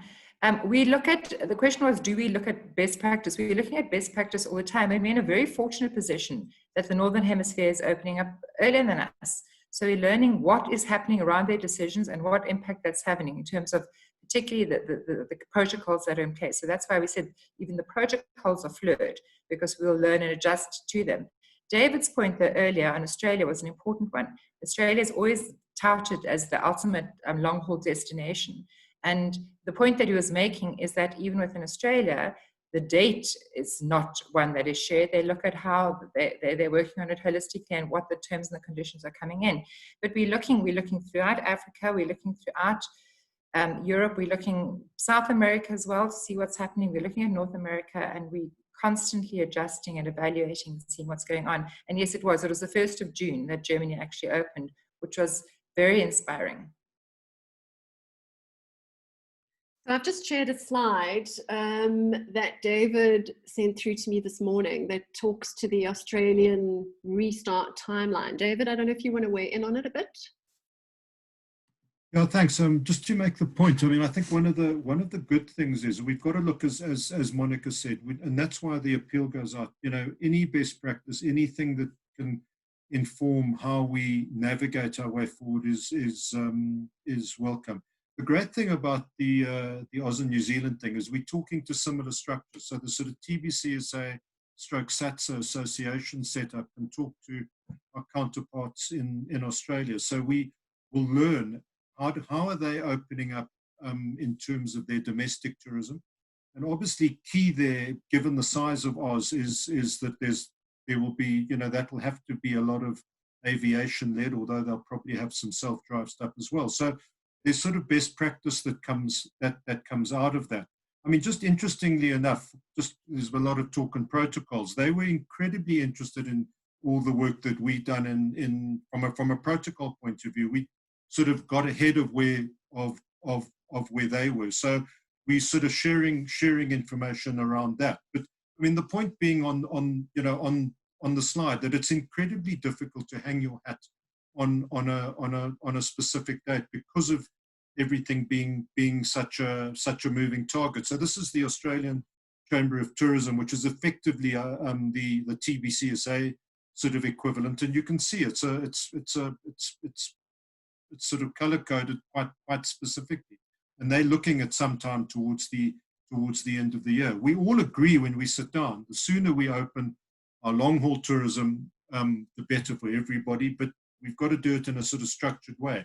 Then my final point being on just best practice, and it was really the value of having Paul Bauer in our group from A&K, is just to really have a look at what's happening in East Africa, and particularly Tanzania, in terms of the way that they've taken quite a bullish view and are sort of charging ahead. So all of this will be sort of fed into our living strategy as we move forward. Thanks, David. Really great question from Julia. And because our lead times are such, she said, once the TBCSA has met with Parliament, what is the timeline for response? The reason being that we need at least 2 months to advise our reopening of borders. So by July, ultimately for September. I think the issue here is that, again, we can't speak about dates. So even though we are lobbying for as close to the 1st of September as possible, we cannot say definitively that that is the date set in stone.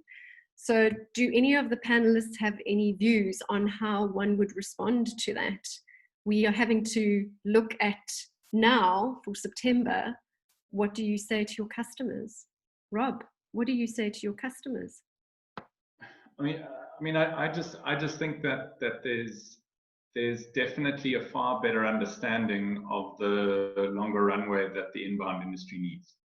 So, and I think in that is certainly, and within that understanding through the minister, I think she therefore understands the urgency of giving us a certain decision within the coming weeks. And again, our approach is, to keep the pressure on in all different areas to try and support her in making that decision sooner.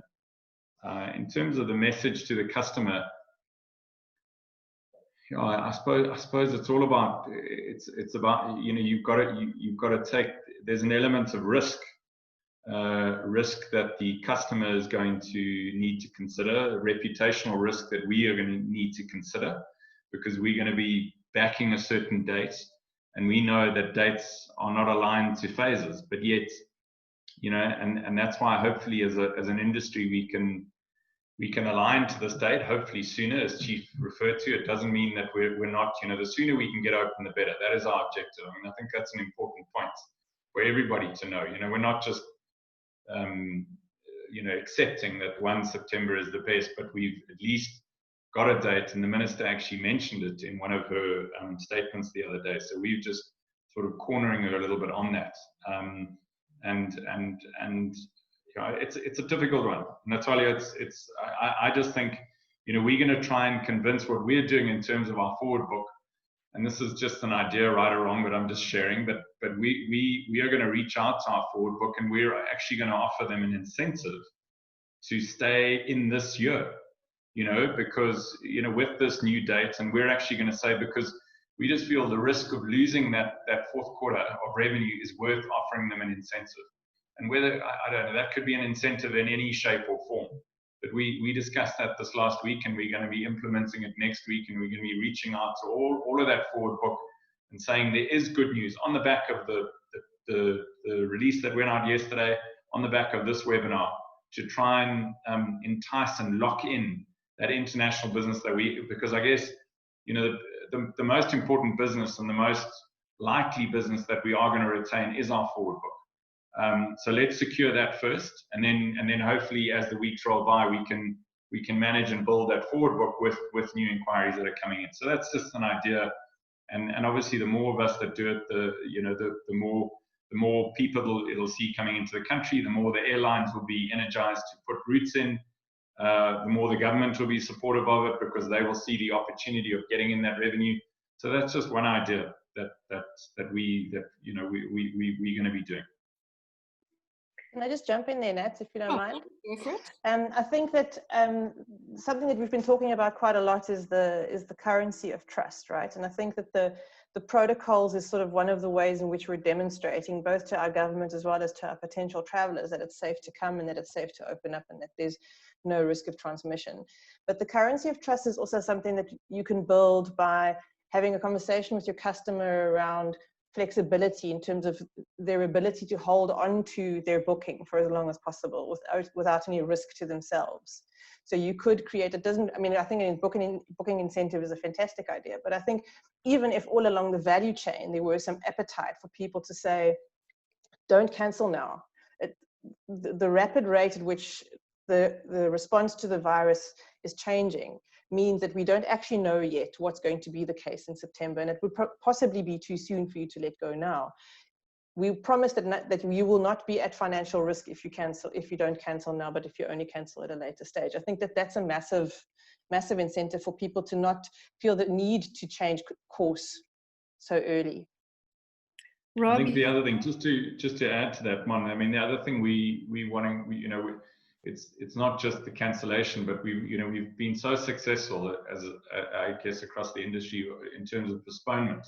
A lot of that has gone to the fourth quarter. A lot of it has gone into 2021. But now, on this new timeline of opening up on 1st of September, we've got to fill our beds. We've got to get that business in that fourth quarter. So we need to convince people to not just cancel, but also not postpone.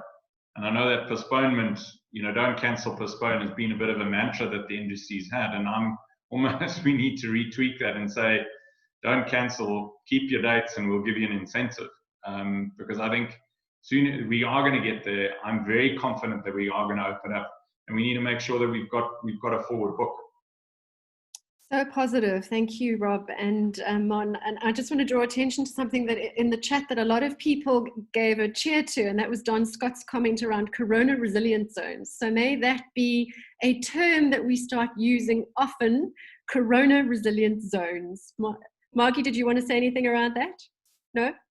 Well, yes, I just think it talks to the bubbles and the focus on the bubbles. And no, it's not a Eurocentric focus. It's a focus on where we can create those bubbles really effectively. And I see popping up the chat saying, please include Mauritius into that bubble. Great.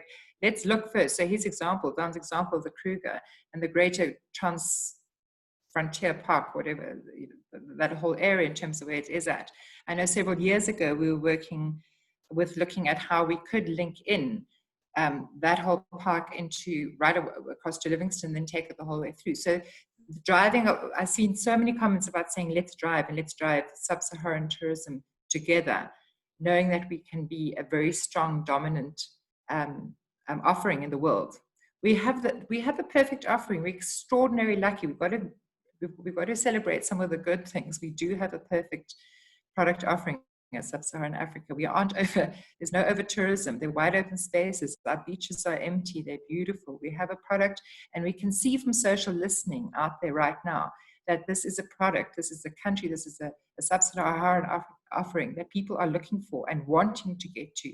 And that, as a marketer, and I'm a marketer before a tourism person, is one of the most important drivers. Do we have something that's wanted? Yes. Now let's take the barriers away from how we get people here in a way that is perfectly safe and secure and has the right biosecurity protocols in place to comfort both them and us and protect our citizens. Biosecurity protocols being another key word that we're going to be using a lot in future. Okay, I'm going to put a one at least I can actually say. So Robbie, are we going to test you on that one yet, or no? No, he's going to say no. Okay, well, that's absolutely fine. So Jeremy asked a question a little bit earlier, which I found really interesting, saying, does the message to phase in opening not send a mixed message to the market that we are not confident about a safe opening? The feedback we are getting from travelers is that they will travel when they are confident it is safe. Opening up gradually may give the message that we're not sure. Our message should be clear, we are ready and we are safe, book and come now. How do we feel about that as the recovery team? Here to ask the difficult questions. Come on, Rob, lean in. Well, I think Mike is also unmuted. So no, I mean, so the phased approach has also been a frustrating approach for me to get used to, but it is what it is. That's the way the world is dealing with us. And therefore we have to follow to that. I think, again, it's already been said, I think the fortunate side of it, although that's an unusual word to use in this situation, is that the rest of the world is a little bit ahead of us. We are watching them very closely. And I think this phased approach, there are problems in it. It's the same as with regards to this quarantining, pre or post or any travel. There are lots of problems with it, and we know that it is. We do not have a long haul destination if there's quarantining. But I think the errors and the learning that's happening elsewhere in the world is going to allow us to almost leapfrog those learnings and get us to a position quite soon where we will be able to pick a certain date and we will be able to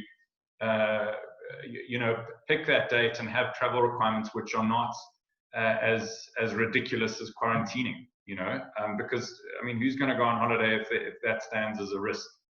So we get it. It's just a matter of we've got to speak the language of the world, whether we like it or not. We've got to play to those set of rules, and in playing to that, we've got to, hopefully we can push our reopening to as soon as possible. David, you unmuted yourself. Do you want to weigh in? Yeah, I mean, just to feed off, I totally agree with what Rob said. We just got to be pragmatic, guys. I mean, of course, in an ideal world, we just want to open up and we'd like to do it confidently. We don't live in an ideal world. So, as this is happening, I mean, there are different parts of Europe that are going to open up to other parts of Europe before they open their borders sort of long haul. I mean, I was reading the other day that Greece is opening up, but not to people from the UK.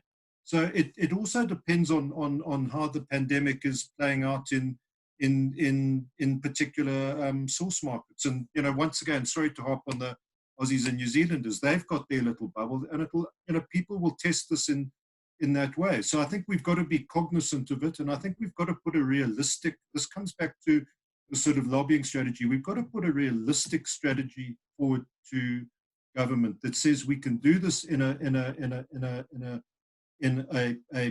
way that allows this thing almost to be tested, because there is a particular, we're at the back of the queue, guys, and we're trying to push our way further up.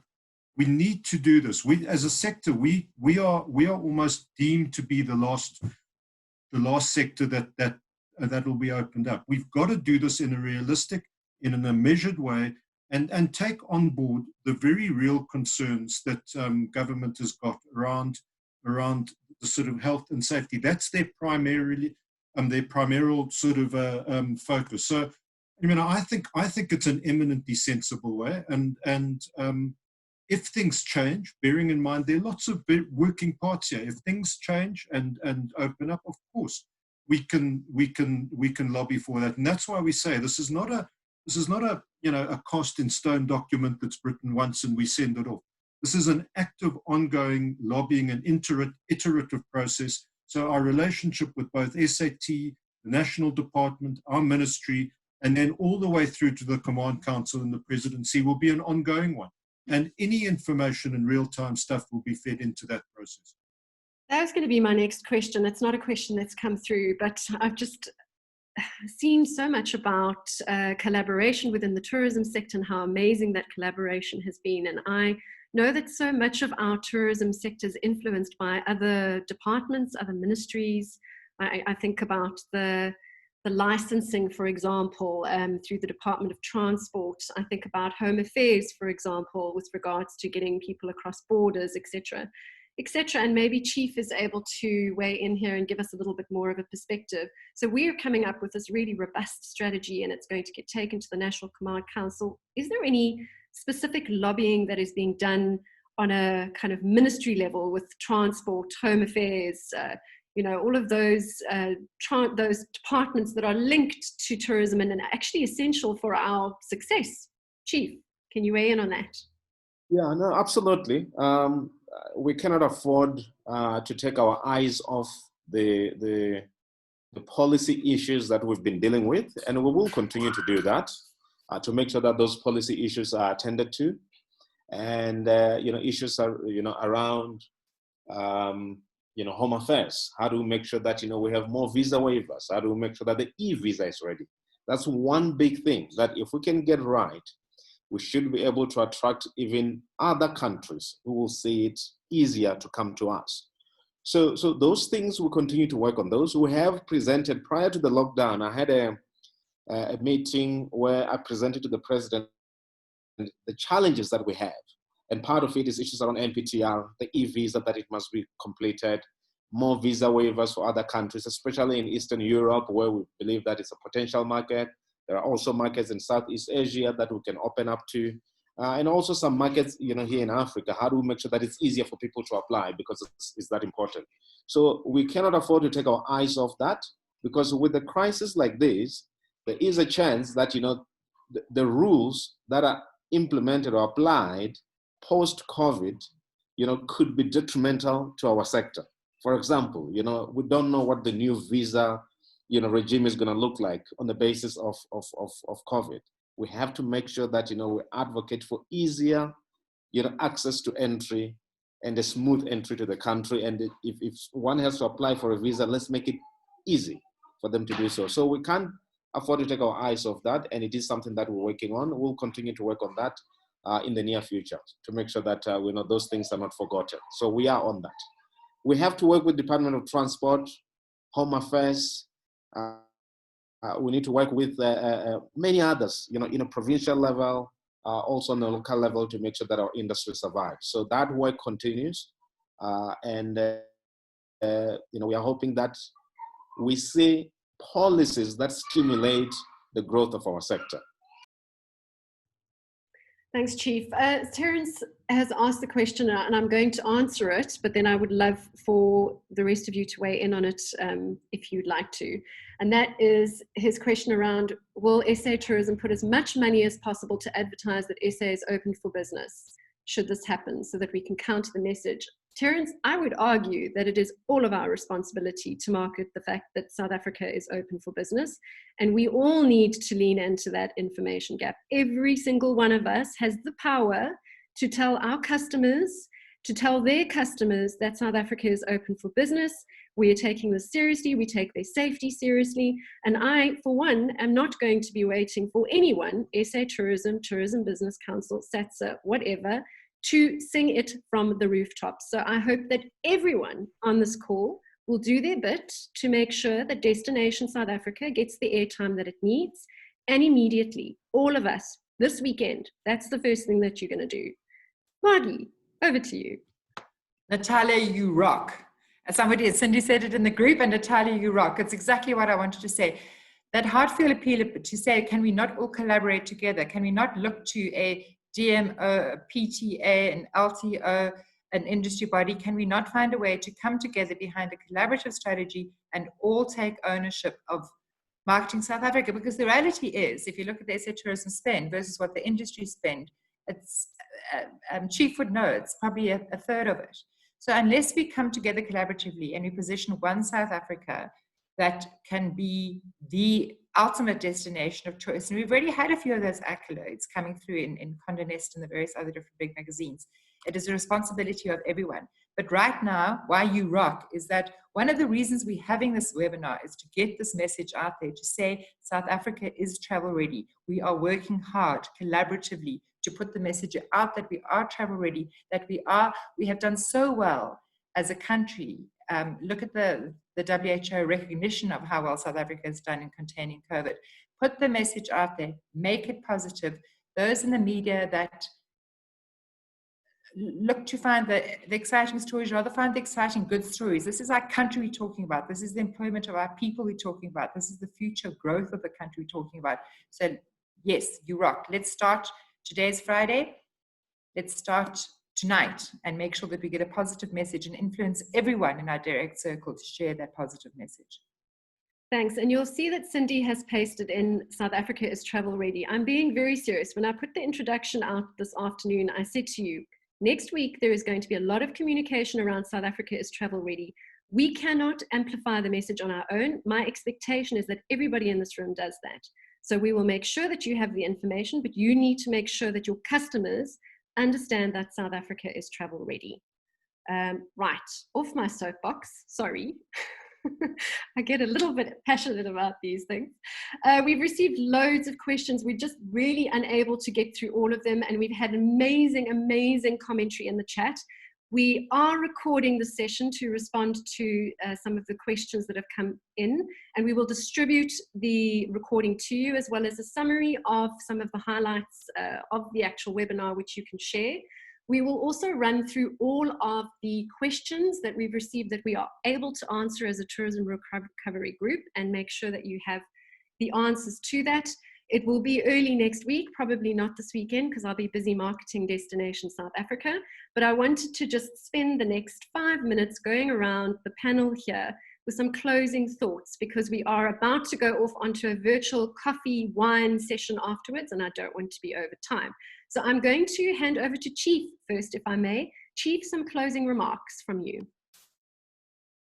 I think, as a sector, we do understand that we have been hit hard, and we are all in this together, from big companies to small companies. I think that it's time that, we use what we have done to open up our sector. We should act responsibly when we open up the sector. We should make sure that we apply the protocols that are out there, and even do better than what the protocol says. I think that opening of the sector, even starting with domestic, for us, it's symbolic. If we're opening domestic, we know that, we're not going to be able to, to compensate for international tourism using domestic. We know that people don't have a lot of money to travel, but we need to show the world that they can trust us. We are ready to operate.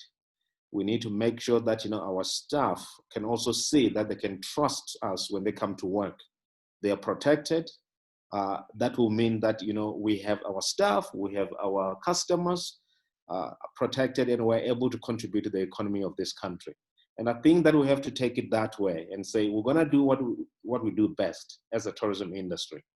And we're going to make sure that we return to some level of economic activity. I'm not sure if it's going to be the recovery from what we used to have, but it's going to be the new normal. And the new normal is going to require us to be resilient. And I've only worked in the tourism sector in various companies. I know that we're resilient. I know that we will, overcome, and we can only do this together. Thank you. Thank you, Chief. Well said. Rob, only because you're in blue above Chief, and I saw you immediately. My closeout message is just to call out to all the suppliers to remove all risk conditions or restrictive conditions around bookings for the last quarter of the year.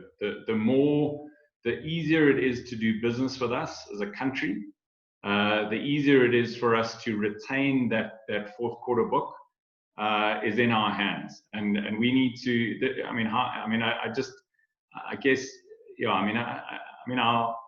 Our partners, our DMCs, etc., even directly to the client. Let's remove the concern and anxiety that they've already living through and living in by removing our cancellation fees, and there may be some others just for this fourth quarter, and let's maybe regroup in the new year, because we need to be ahead of the rest of the world if we are going to be an attractive destination. The level of anxiety that exists in society at the moment is very high. We need to make it easy, low risk, safe to do business with South Africa.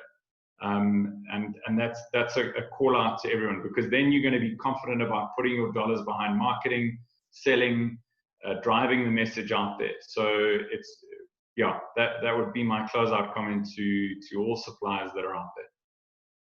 Thanks, Rob. Mon, over to you. Thanks, Natalia. So there's two words that I've been sitting with pretty much the whole week. The first word is gratitude. And I think that, like, to close the loop to Rob's opening statement, I think that we are in this group and in the wider group have been lucky enough to be exposed to the progress that's been made, the thinking that underpins the progress that's been made, have been able to have a voice in a closed forum, but have been able to have a voice and been able to champion this beautiful industry of ours. And I'm very grateful for that. I'm grateful for the greater team of the Inbound collective that's worked on this. And I think they do also deserve a shout out. I think most of them are on here as well. So Cindy from Extraordinary, and Paul from A&K, and David Ryan from Rhino Africa, have been slaving away pretty much in the wings all this time, and it's been really incredible to have them with us too. I'm very grateful for having Margie on here with us, because she's got such chops when it comes to airlift, and when it comes to SA tourism, and when it comes to her current position at Westgrow. It's just been incredible to work with her. And Darby, of course, the inimitable Darby, championing our cause all the time. I'm really grateful. And Rob, I know that you're a business owner. You've been driving really hard. I know none of us have had weekends just recently. But mostly, Natalia, I also want to just thank you, because I know that you've got a gazillion hats on. I don't know how you do it, to be honest. It looks like you've got 5 computer screens above you somewhere. It looks like you're in some control room sometimes. And I'm really, really grateful for what you do for us. You're often the voice of reason and the voice of calm when everybody else is losing their minds. So thank you. Thank you for everything that you do for us. So that's the one word. And then the other word, I'm so positive. I am so excited. I don't know if anyone was in the webinar on Monday with Rob and Margie, but I don't think it's going to take as long as any of us think it's going to take. I think we need to all start thinking about what happens after this is over. I think we all need to start thinking about how we want to change the industry for the better right now and in the future. I think it's soon. I think it's going to come soon, and I think we need to all stick together, hold together, and get ready. Thank you. Get ready to rumble. Margie, over to you. So I really thought that Monica's one word would be hope. So she didn't use hope. So I'm saying we now have hope, Joanna, or hope, Natalia. We have hope.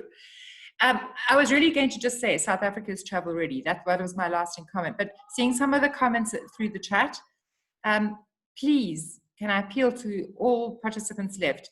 Take the great release that Chief has given us out of TBCSA, because that is the rallying call. So how you can say South Africa is travel ready is by using that. That comes from the voice of our official association. It comes from the voice of the association that is lobbying with our national minister and therefore government for us. It gives support to him and shows that we are united behind him and the TBCSA. And it allows us a voice to say South Africa is travel ready. Thank you, Margie. And that press release is available on the SATSA website. If you don't have it, email me. I'll make sure you get a copy of it. I want you all to send it out widely, please. And last parting shot from David Frost. Thanks, Natalia. Well, look, I think fellow panelists have just put it incredibly eloquently and poignantly in terms of how they've summed it up. Guys, we work in an amazing industry. Just watching the chats, seeing the input, being part of a series of interactions where we were able to really get out, to canvas widely and to funnel this all up.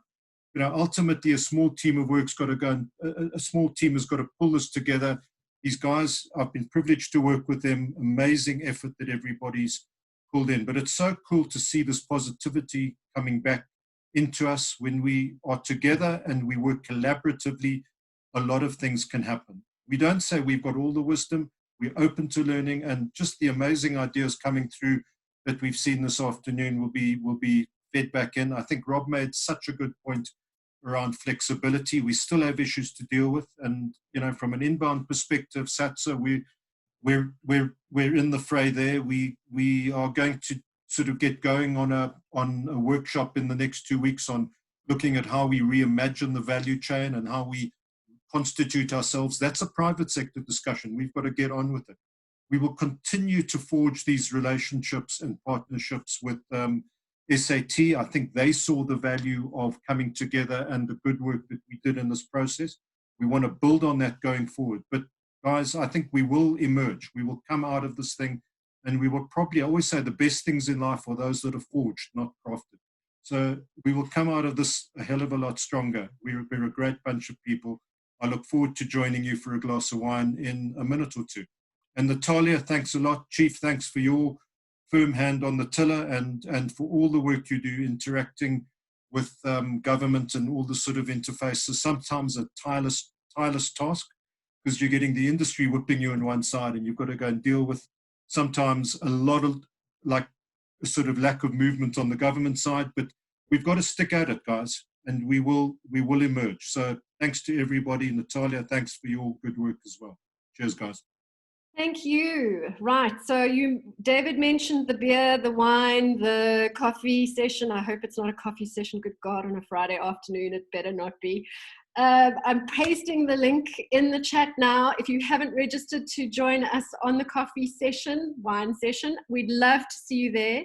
Thank you to Margie, Rob, David, Monica, and Chief for all of your incredible hard work. All the people on the chat for inputting. That was amazing. We will release all of this next week. The chat, the Q&A, the information about South Africa is travel ready, and we want you to amplify the message. So from now, have a good weekend. Hope to see you in a second, and we will see you on the flip side. Cheers.